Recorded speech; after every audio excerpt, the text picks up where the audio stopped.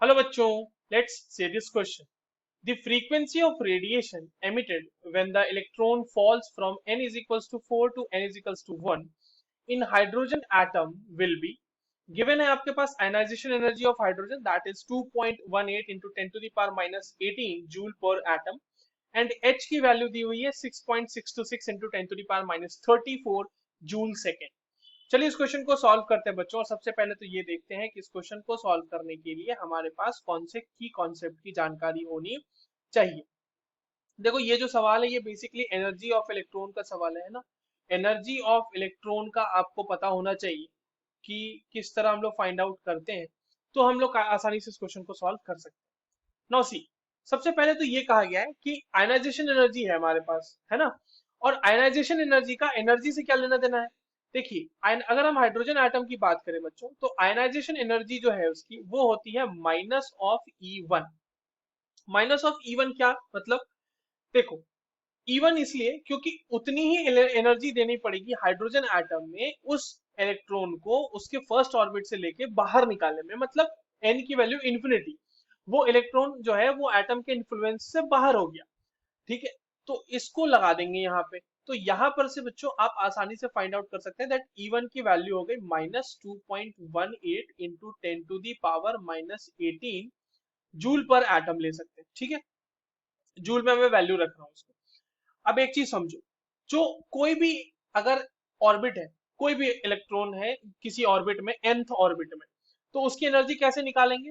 इसकी एनर्जी होती है E1 into Z square upon N square, जहां पे z जो है उसका एटॉमिक नंबर होगा एटम का, और n जो है वो नंबर ऑफ ऑर्बिट होगा।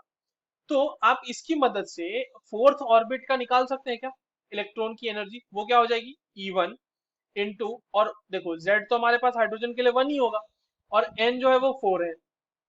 तो ये हो जाएगा E1 अपॉन 4 स्क्वायर। इसको अभी ऐसे ही छोड़ देते हैं, ठीक है। E1 अपॉन 4 स्क्वायर, ये भी हमारी एनर्जी जूल में ही आने वाली है।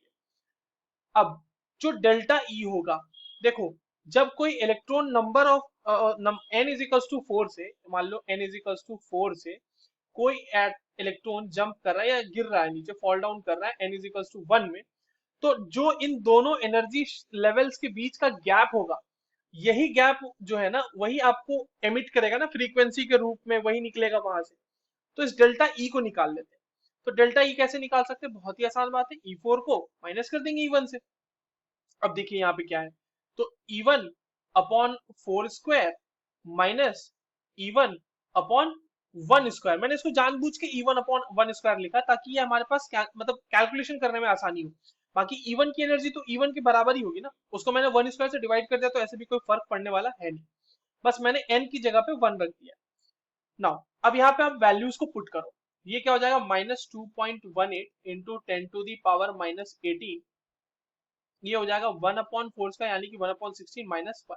इस माइनस को अंदर हम ले आएंगे तो ये हो जाएगा 2.18 into 10 to the power -18, 1 minus 1/16। यहाँ पर से ये वैल्यू बहुत ही आसानी से कैलकुलेट हो सकती है। 2.18 into 10 to the power -18 into 15/16, इतनी ही जूल एनर्जी जो है उस फ्रीक्वेंसी से निकलने वाली है। जो भी एनर्जी रेडिएट होगी यहाँ से उसकी एनर्जी इतनी ही होगी, 2.18 into 10 to the power -18 into 15/16 joule. अब इस वैल्यू को हमें निकालना है यहाँ से क्या, फ्रीक्वेंसी निकालनी है, राइट बच्चों। तो फ्रीक्वेंसी के लिए क्या करेंगे हम, देखिए एनर्जी है तो उसको एच न्यू से हम इक्वेट कर सकते हैं। तो delta sorry H nu will be equals to delta E, that is equals to 2.18 into 10 to the power -18 into 15/16। ये वैल्यू हो गई, हमें फ्रीक्वेंसी की वैल्यू निकालनी है। अब देखो ये आपके पास जूल में वैल्यू आने वाली है बच्चों, ये वाली, ठीक है। जूल में वैल्यू है हमारे पास ये। अब इसको न्यू के लिए हम क्या करेंगे, इस वैल्यू को डिवाइड कर देंगे एच से। तो 2.18 into 10 to the power -18 into 15 divided by 16 H, और ये वैल्यू आ जाएगी आपकी सेकेंड इनवर्स में। यहाँ पे वैल्यूज को पुट कर दीजिए, 10 to the power -18 into 15 divided by 16 into 6.626 into 10 to the power -34, और ये वैल्यू आपकी सेकेंड इनवर्स में आ रही है। आप इसको जब सॉल्व करेंगे बच्चों तो यहाँ पर से न्यू की वैल्यू जो है आपके पास वो आ जाएगी 0.308 इंटू 10⁻16 सेकेंड इनवर्स, या फिर आप इसको बोल सकते हो ये हो जाएगी वैल्यू 3.08 इंटू 10⁻15 सेकेंड इनवर्स। यही फ्रीक्वेंसी एमिट होने वाली है। That's all for this question. I hope you understood this well. All the very best.